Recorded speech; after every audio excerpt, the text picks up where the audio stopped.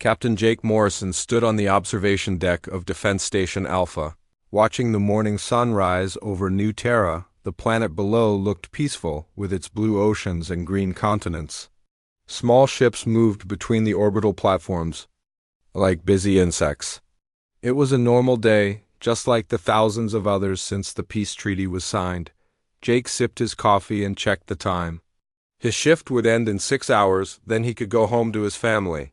His wife, Lisa, was working at the new medical center, and his daughter Amy had a school play tonight. She was playing a space explorer in the drama about humanity's first contact with aliens. Jake smiled thinking about it. "Captain, we have incoming ships," said Lieutenant Baker from the control room.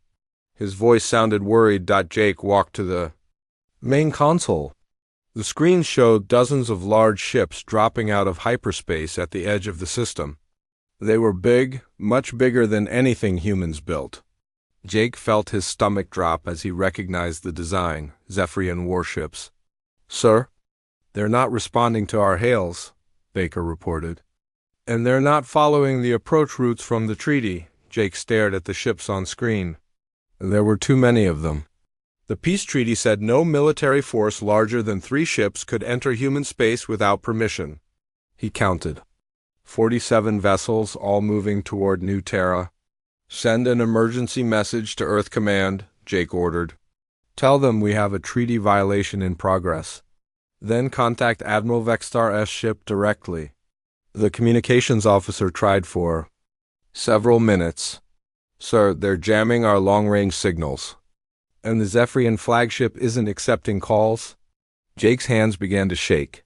Something was very wrong. The Zephyrians had honored the peace treaty for 20 years. Why would they break it now? He thought about Lisa and Amy on the planet below. The defense station only had light weapons, designed to stop pirates and smugglers. They couldn't fight a whole fleet. "Captain, the Zephyrian ships are powering up weapons," the sensor operator called out. "They're targeting the civilian orbital stations first?" Jake watched in horror as the alien ships opened fire. Bright beams of energy lanced out across space. The civilian stations, full of families and workers, exploded in balls of fire. Thousands of people died in seconds. Jake could see the debris spinning away into the darkness. "Return fire!" Jake shouted. "All weapons!" Defense Station Alpha's guns began shooting, but their small lasers barely scratched the massive Zephyrian ships. The aliens turned their attention to the defense platforms. One by one, Jake watched his fellow humans die as their stations were destroyed. His personal communicator buzzed. It was Lisa calling from the planet. "Jake, what's happening up there?" she asked. Her voice was frightened. "We can see explosions in the sky." "Lisa, you need to evacuate right now," Jake told her. "Take Amy and get to the emergency shelters. The Zephyrians are attacking." "But the treaty is broken. Just go, please." Through the station's telescopes, Jake could see the Zephyrian ships moving toward the planet. They began firing on the surface. The medical center where Lisa worked disappeared in a flash of light. Jake screamed her name, but there was no answer. His communicator showed no signal from her device. The school district was hit next. Jake fell to his knees as he realized Amy was gone too. His wife and daughter, everything he loved, erased in moments by beings who had promised peace. "Sir, we're being targeted," Baker reported. His young face was pale with fear. Jake stood up slowly. His grief was turning into something cold and hard inside his chest. He looked at the Zephyrian flagship on the main screen. Admiral Vextar was probably sitting in his command chair, watching humans die. The same alien who had shaken hands with human leaders and promised friendship. The station shook as enemy fire hit the hull. Emergency lights flashed red. Jake knew they had only minutes before the station was destroyed. "All hands to escape pods," he ordered. "Send out a distress signal on all frequencies. Tell them the Zephyrians broke the treaty. Tell them they targeted civilians first." As his crew ran to the escape pods, Jake stayed at his station. He watched the planet below burning under alien weapons. Millions of humans were dying, and there was nothing he could do to stop it. The rage building inside him felt like a nuclear fire. Admiral Vexstar's face appeared on the communication screen. The alien looked the same as always, with his gray skin and large black eyes, but now those eyes held no warmth. "Captain Morrison," Vexstar said in perfect English, "your people should not have grown so strong. This was necessary." "You murdered civilians," Jake replied. His voice was quiet, but full of hate. "My family. Children.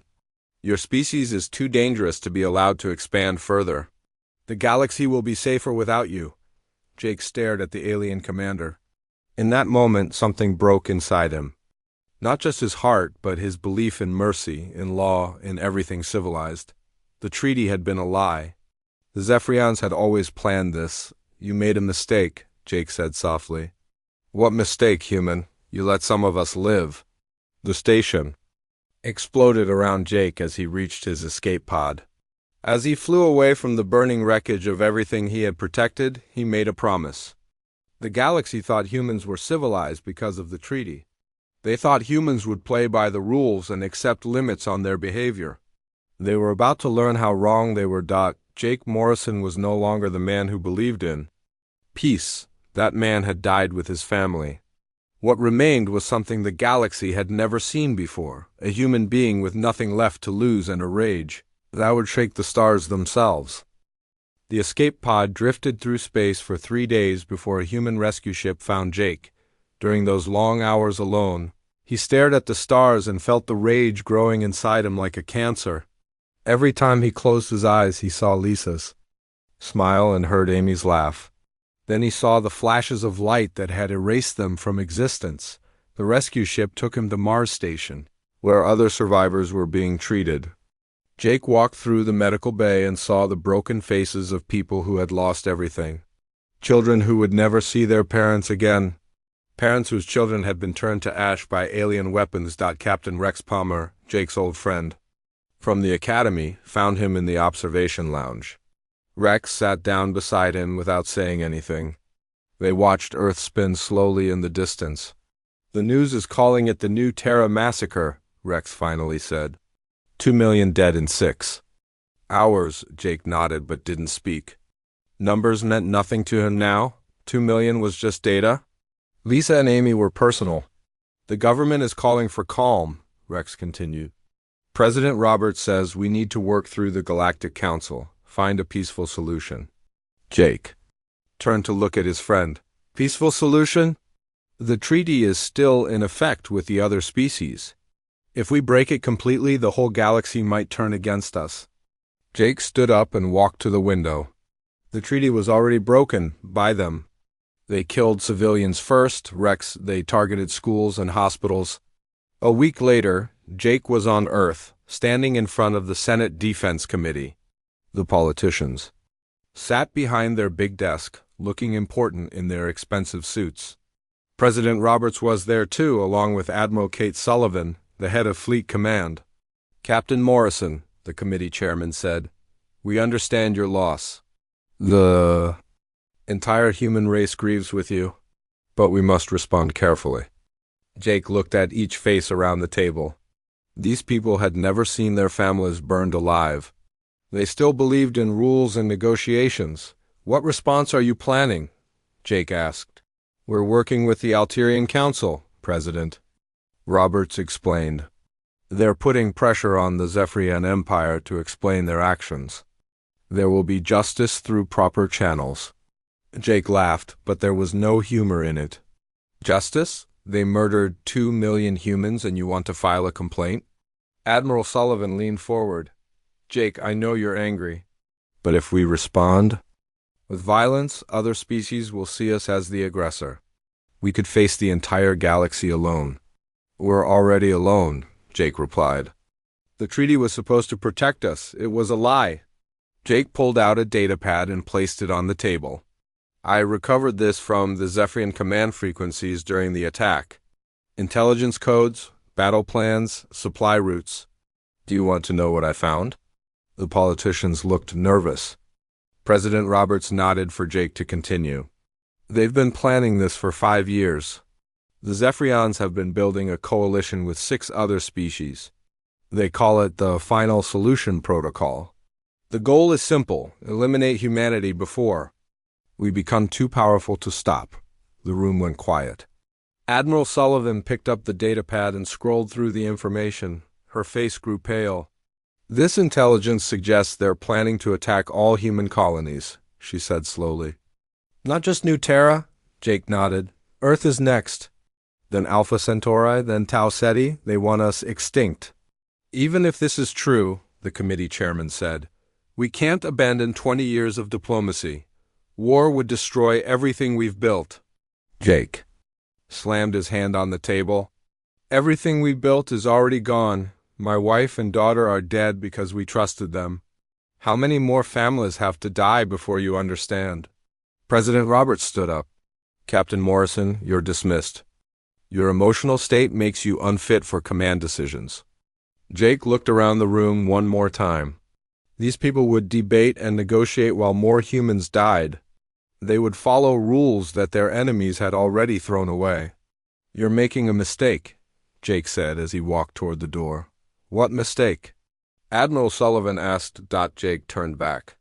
You think this is still about following rules? It's not. It's about survival. And you're too weak to do what survival requires. That night, Jake sat in a bar near the spaceport. The place was full of soldiers, smugglers, and spacers who had heard about New Terra. They were angry, just like him. But their anger was hot and loud. Jake's anger was cold and quiet, which made it more dangerous. A woman sat down next to him. She was tall and thin, with scars on her hands that spoke of hard living. Her name was Beth Carter, and she had been a Marine until she was kicked out for disobeying orders during a pirate raid. You're Jake Morrison, she said. It wasn't a question. Jake nodded and took another drink. I lost my brother on New Terra, Beth continued. He was a teacher at the elementary school. Jake looked at her. He saw the same cold fire in her eyes that he felt in his chest. What are you going to do about it? She asked. Jake was quiet for a long moment. Then he made a decision that would change everything. I'm going to show the galaxy what humans become when they have nothing left to lose, he said. And I'm going to start by making the Zephyrians pay for every human life they took. Beth smiled, but it wasn't a nice smile. Count me in. By morning, Jake had 12 volunteers. By the end of the week, he had 50.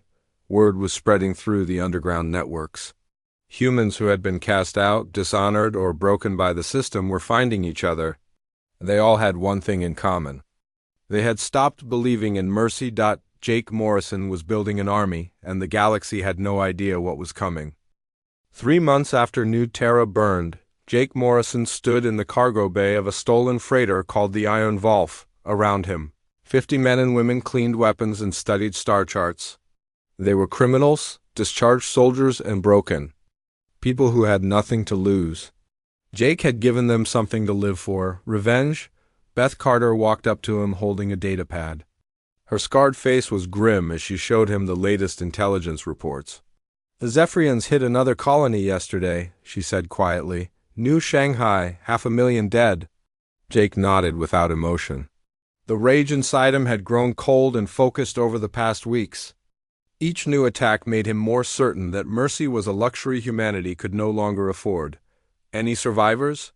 He asked. A few thousand made it to the evacuation ships. But Jake, they're using the same tactics as New Terra, civilians first, then military targets. Jake looked around the cargo bay at his makeshift army. Most of them were busy working on weapons that would make regular soldiers sick to their stomachs. Poison gas canisters, biological warfare agents. Nanobots designed to eat through ship hulls. The kind of weapons banned by every galactic treaty. Is the new equipment ready? Jake asked Tony Walsh, a former weapons engineer who had been kicked out of the military for illegal experiments, looked up from his workbench. The nanophage is ready for testing. 1 canister can consume a battleship in 30 minutes.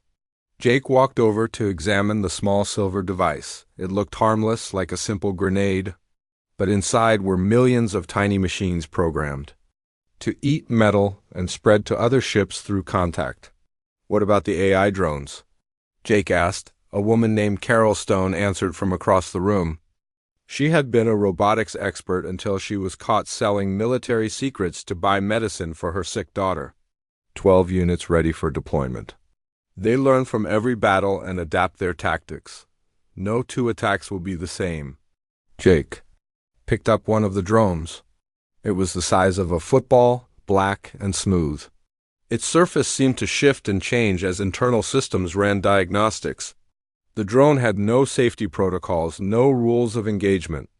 It was designed to kill efficiently and learn how to kill better. Lieutenant Commander Alex Chun, Jake's former first officer, entered the cargo bay. Alex had finally decided to join Jake's group, but the decision had clearly troubled him. His usually neat uniform was wrinkled and his face looked tired. "Jake, I need to talk to you," Alex said. They walked to a quiet corner of the ship. Alex looked around to make sure no one could hear them.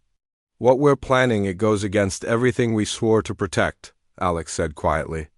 "These weapons. This target, we're talking about attacking civilians." Jake stared at his old friend. "They attacked our civilians first." "That doesn't make it right." Jake turned to look out a small porthole at the stars. "Right and wrong are luxuries for people who still have families to go home to. I don't—" "Lisa and Amy wouldn't want this," Alex said. "They believed in peace." Jake's hands clenched into fists. For a moment, Alex thought Jake might hit him. Instead, Jake spoke in a voice so quiet it was almost a whisper. "My wife and daughter are dead because I believed in peace. Because I followed rules that the enemy threw away. I won't make that mistake again." The next day, Jake's fleet approached their first target, a Zephyrian supply depot called Station Kethver. It was lightly defended, designed to support civilian shipping rather than military operations. Intelligence reports showed 300 aliens working there, mostly families of military personnel. Jake stood on the bridge of the Iron Vault, watching the station grow larger on the main screen. His crew waited for orders, their faces showing a mixture of fear and excitement. They all knew this would cross a line that could never be uncrossed. "Sir, the station is hailing us," the communications officer reported.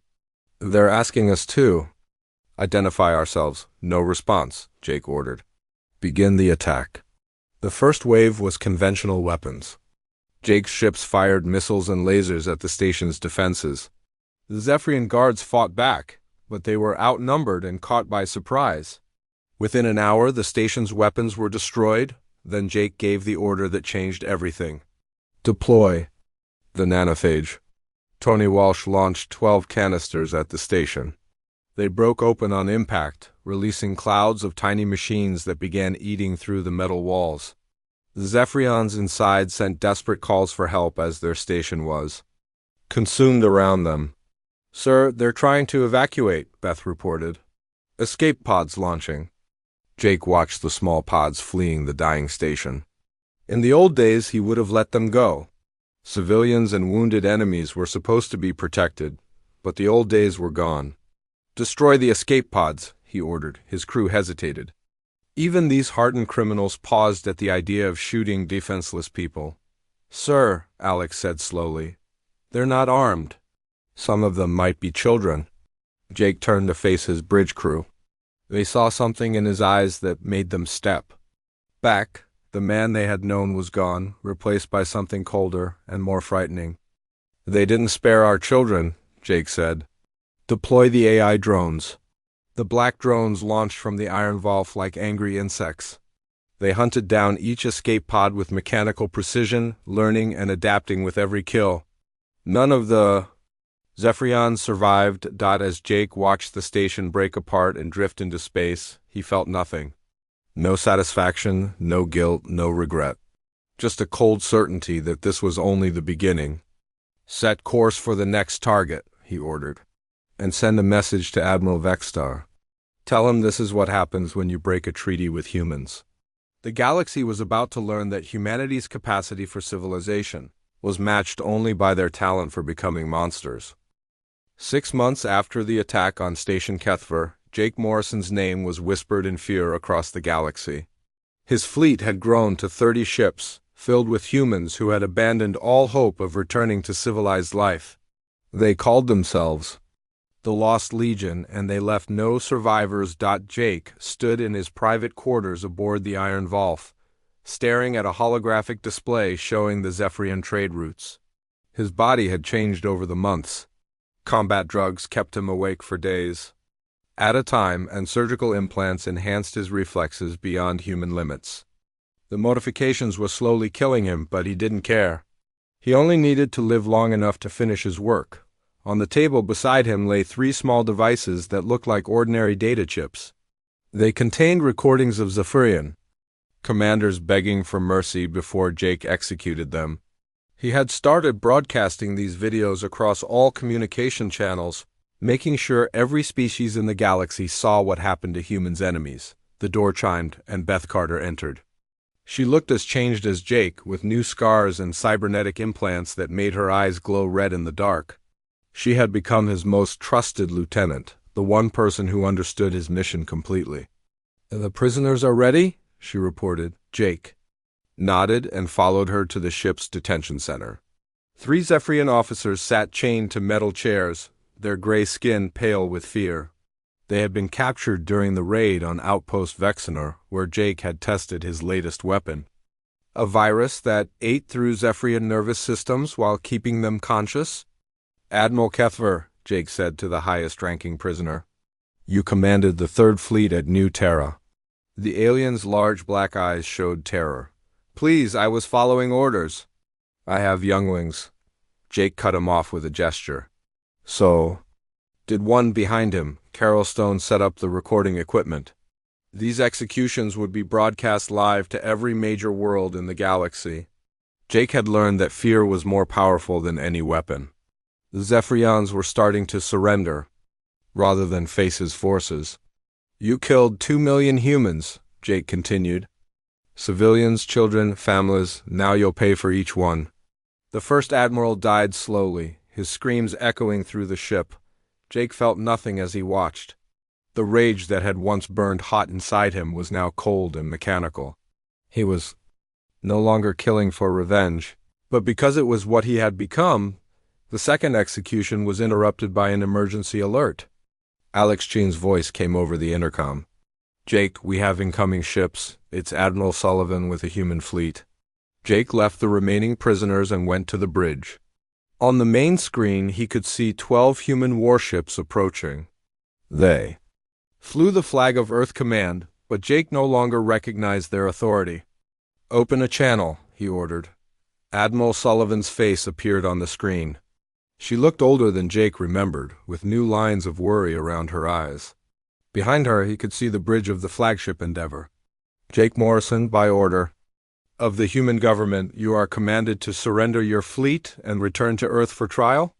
Jake smiled, but it was not a pleasant expression. Trial for what? Winning? For war crimes, for murdering civilians, for becoming the monster you swore to fight against. Jake looked around his bridge at the faces of his crew. They were no longer the broken people he had recruited months ago. They were weapons now, shaped by his rage into something the galaxy had never seen. "I didn't become a monster, Kate. I became what was necessary. The Zephyrian Empire is suing for peace," Sullivan continued. "They want to negotiate. Your war is over." Jake laughed, a sound that made his own crew nervous.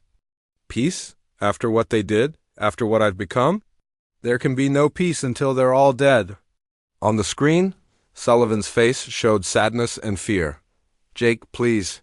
Lisa and Amy wouldn't want this. They believed in mercy." Jake's expression went cold. "Don't speak their names. You have no right." He turned to his weapons officer. "Target the Endeavor's engines. Disable her." "Sir?" Alex Chun stepped forward. "Those are human ships, our own people." Jake looked at his former first officer. "They stopped being our people when they chose to protect our enemies." The battle was brief and brutal. Jake's ships used weapons that the regular Navy had never seen. Nanobots that ate through hull plating. AI drones that learned to counter every defensive move.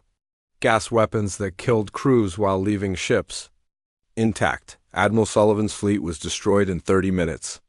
Jake ordered the survivors to be captured and brought aboard his ships. He wanted them to see what humanity could become when it stopped holding back Dot in his quarters that night. Jake stared at a picture of Lisa and Amy that he kept on his desk. The image flickered sometimes because of damage to his cybernetic eyes.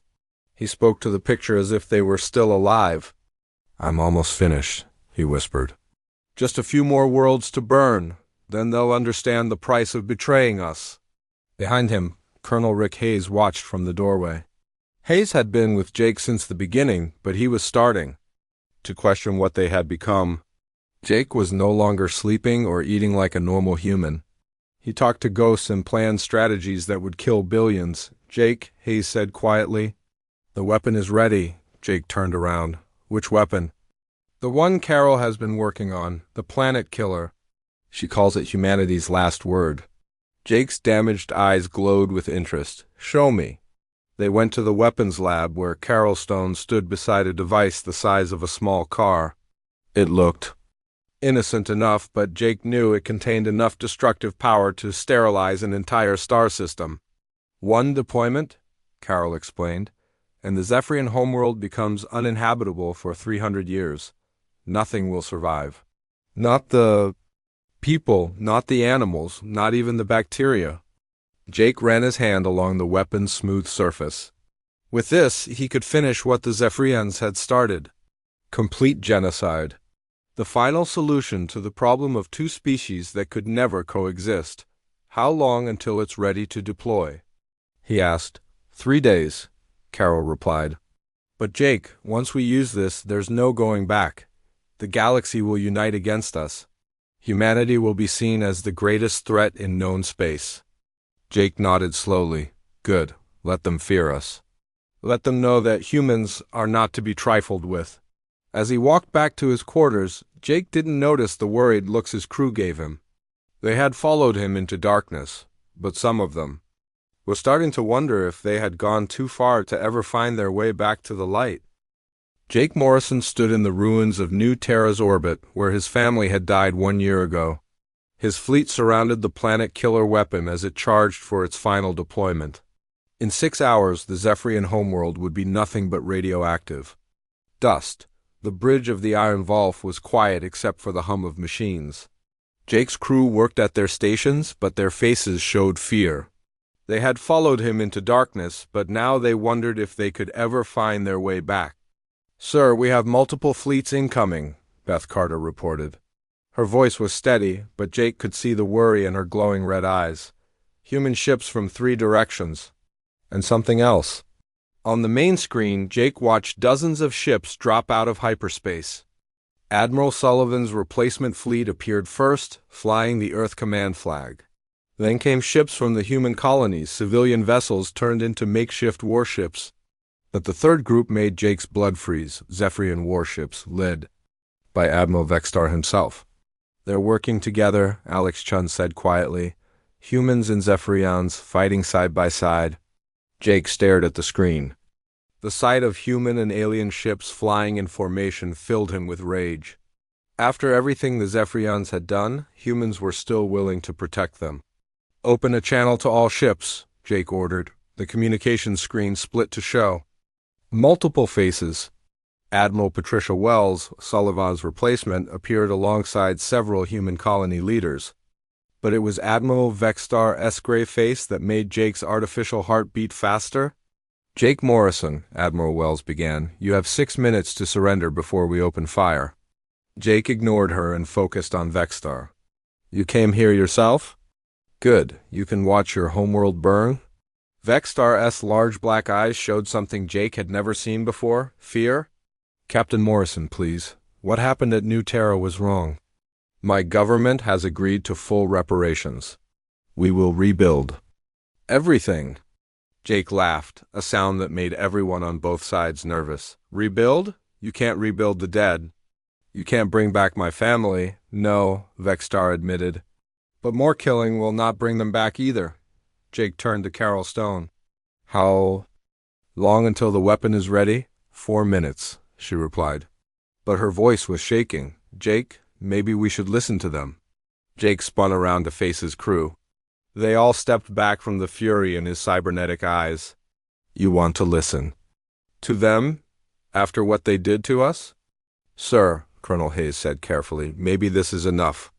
We've made our point. The galaxy fears us now. Jake walked to his command chair and sat down heavily. The combat drugs in his system were failing, and his enhanced body was breaking. Down, he could feel his artificial organs struggling to keep him alive. Target the human ships first, he ordered. They betrayed their own species? The bridge crew hesitated. Even these hardened killers paused at the idea of firing on human families. Sir, Alex Chun said, those ships have civilians aboard. Colony families who evacuated when they heard we were coming. Jake's hands trembled as he reached for the firing. Controls. His vision flickered as damaged cybernetics failed throughout his body. In the static, he thought he saw two familiar faces, Lisa and Amy, standing beside his chair. Jake, Lisa's voice whispered in his mind. What have you become? Jake shook his head, trying to clear the hallucination. But Amy's voice followed, soft and innocent like the day she died. Daddy, why are you so angry? I thought you said anger makes people do bad things. Jake's finger stopped just above the firing button. He remembered Amy's school project about peace, the one she had been working on before the attack. She had interviewed him about why humans and aliens should be friends. Because everyone makes mistakes, Daddy, her recorded voice echoed in his memory. But good people forgive mistakes and try to do better. Jake's hand began to shake violently. Around him, his crew watched in silence as their commander fought with ghosts only he could see. They killed you, Jake whispered to the empty air. They killed both of you. We know, Lisa's phantom voice replied, but this won't bring us back. This will only create more children like Amy who will never see their parents again. On the main screen, Admiral Vexstar spoke again.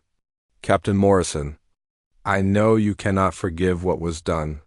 I cannot forgive myself. But please, do not let your pain destroy innocent younglings who had nothing to do with New Terra. Jake looked at the Zephyrian commander who had ordered his family's death. For the first time in a year, he saw Vexstar not as a monster, but as a being capable of regret. Sir, Beth Carter said urgently, the weapon is fully charged. We can fire now. Jake stood up slowly, his failing body struggling to support him.